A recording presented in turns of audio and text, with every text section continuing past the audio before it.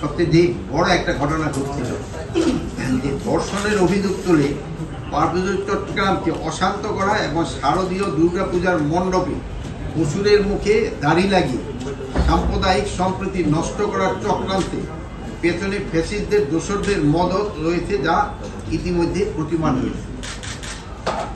একটি পার্শ্ববর্তী দেশ দুর্গাপূজার প্রতিমা তৈরি করার সময় আমাদের মাননীয় প্রধান উপদেষ্টাকে যেভাবে নিন্দনীয়ভাবে উপস্থাপন সংবাদ পাওয়া গেছে এবং অসুরের মুখে দাড়ি দেওয়ার কাজটির মধ্যে তারই যোগসূত্র দেখা যাচ্ছে।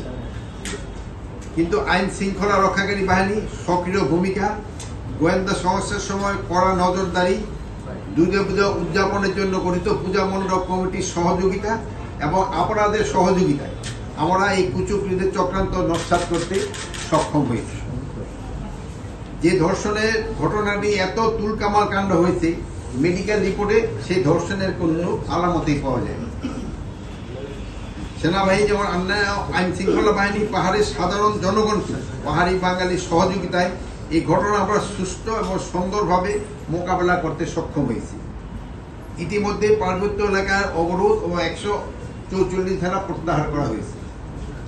ফ্যাসিস্ট ও তাদের সহযোগীরা কয়েকটি পূজা মণ্ডপে অসুরের মুখে দাড়ি লাগিয়ে ধর্মীয় বিভেদ এবং সাম্প্রদায়িক উস্কানি ও সহিংসতার সৃষ্টি পায়তারা করেছিল।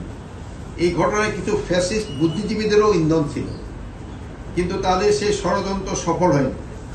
গতবারের ন্যায় এবারও সারা দেশে শারদীয় দুর্গাপূজা শান্তিপূর্ণ, নিরাপদ, নির্বিঘ্ন এবং উৎসবমুখর পরিবেশে অনুষ্ঠিত হয়েছে। সেই জন্য আমি সেনাবাহিনী এবং বিভিন্ন আইন শৃঙ্খলা বাহিনী, রক্ষাকারী বাহিনী, সর্বোপরি সকল সাধারণ জনগণকে আন্তরিক ধন্যবাদ জানাচ্ছি।